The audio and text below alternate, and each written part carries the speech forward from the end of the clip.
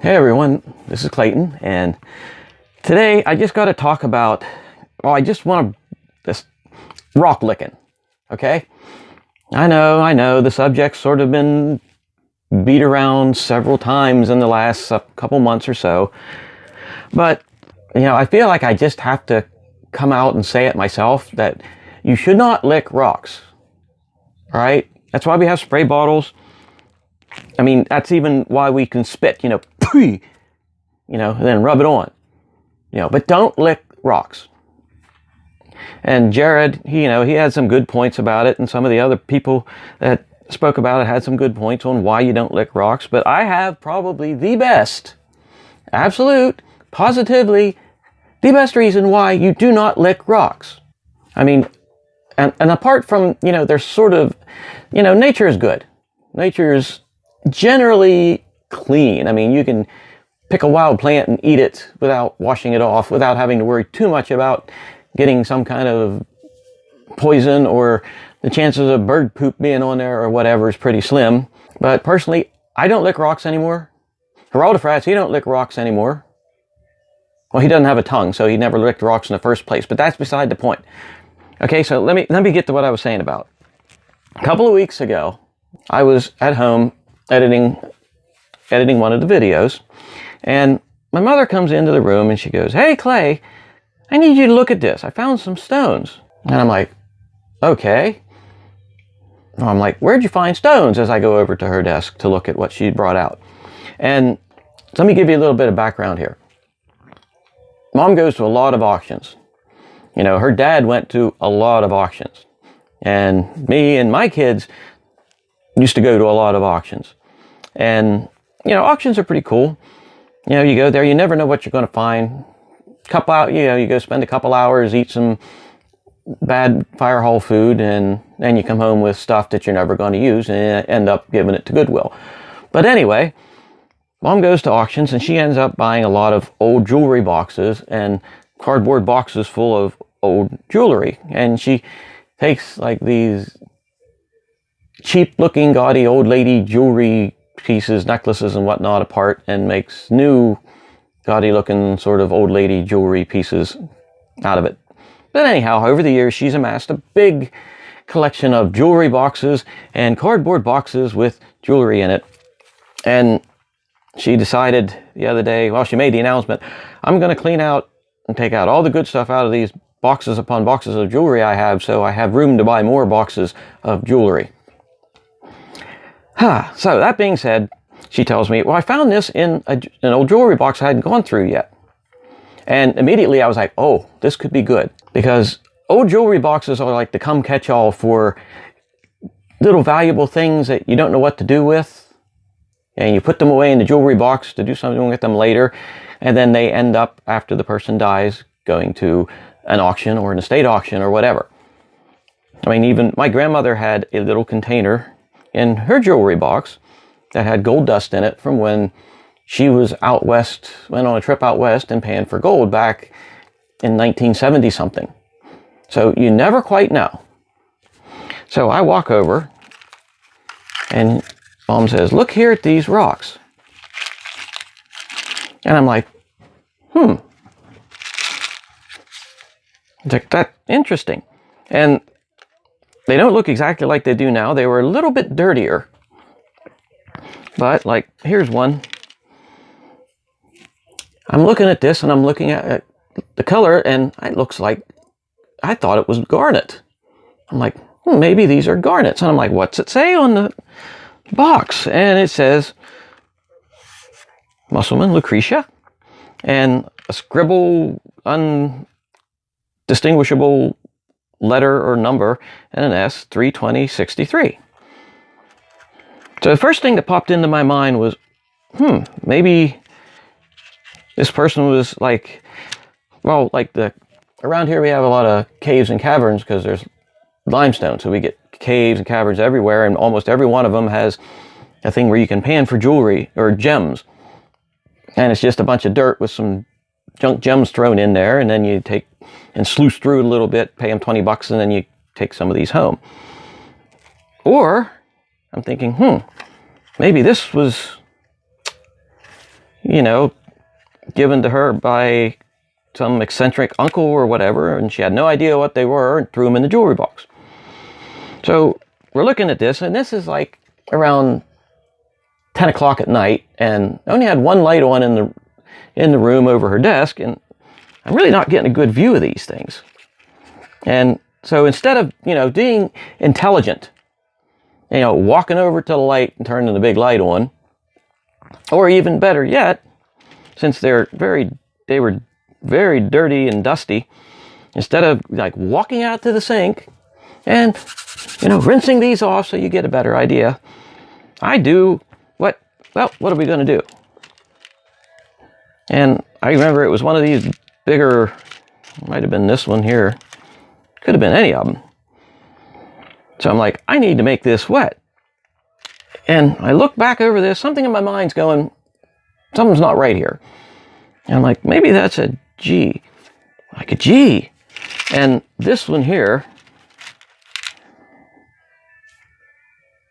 was up, and it's like, oh my gosh, that's a geode. So maybe these are some kind of geodes. And here was another one that's cracked open, and it too somewhat looks like a geode. So something tells me, don't lick this thing. But of course, like I said, I'm lazy. I'm not going to walk over to the sink. So I take my thumb. Da-da-da. I select on my thumb, and I wipe this stone off like this. And, well, it took the initial layer of dust off, but it didn't give me a good example of what the stone looked like wet. So I take my thumb again, up to my tongue. Lick, lick, lick, lick, lick. And I start rubbing. As I start rubbing, I noticed there was a taste in my mouth. And this taste, it wasn't just going through my mouth. It was assaulting my mouth. It was infiltrating every corner of my mouth. The same way as a soldier on the beach of Normandy on D-Day. Boom! That's how this taste was going through my mouth. And I stopped. I was in mid rub, rub, rub, rub, and I stopped. Because of this taste. And the only way I could really describe this taste is if you would take a rotten egg, okay, a totally rotten egg, and then get an old, damp, well-used gym sock, and you take the egg and you shove it into that gym sock and wrap it all up nice and neat in this still sweaty gym sock. And then you go and you get a sneaker that was used by a farmer. And the farmer used this sneaker every day for a year to clean out the pig pens. So this everyday worn in the pig poop sneaker, you take and you shove that rotten egg and wet gym sock down into the sneaker, and close it up as good as you can. And then you go out and you find a chicken coop. A chicken coop where all the chickens have died and are laying on the floor doing what dead chickens do. And you take that sneaker in the month of August when it's really, really hot, and you put it underneath that chicken coop. Okay? And you let it there for a month while all those bubbly chicken juices come out of the come out of the chickens down onto the sneaker in the heat with the sock with the egg in it. You leave it there for a month, and then you take that out. And you put that egg in the sock, in the sneaker, under the chicken coop with the chicken juice on, into a blender, and blend it into a liquid, and distill that liquid down to one drop of pure taste. That is what the taste was that was in my mouth. And it must have been the shock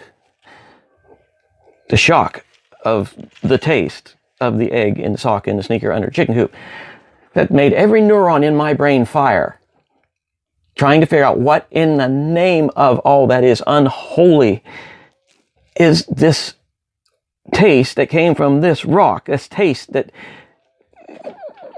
Satan's bunghole could not be as bad as the taste that I got from my mouth right there. And every neuron in my mind fired. And it suddenly dawned on me, wait a minute, 1963, little cardboard container, a name, indiscriminate scribbles with an S. Good Lord, this is a specimen box from a hospital. And that is GS. That doesn't stand for geodes or garnet stones. It stands for gallstones. Yes, I just second thumb licked 80 or 58-year-old gallstones. I was in a box from this lady who's probably a third cousin, twice removed relative.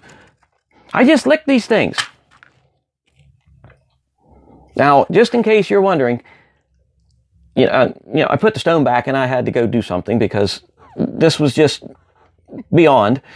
Peroxide, regular household peroxide and a toothbrush will get the taste of old lady gallstones out of your mouth. If that ever comes up, regular household 3% peroxide in your mouth with a toothbrush, scrub the crap out of everything in there. That will get this taste out.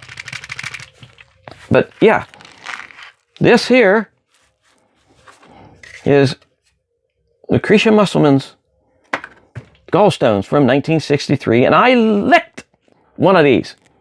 Even if it was by the way of thumb, I licked one of these bloody things. And that, people, is why you don't lick rocks, because you don't know if it's maybe some elderly lady's gallstones.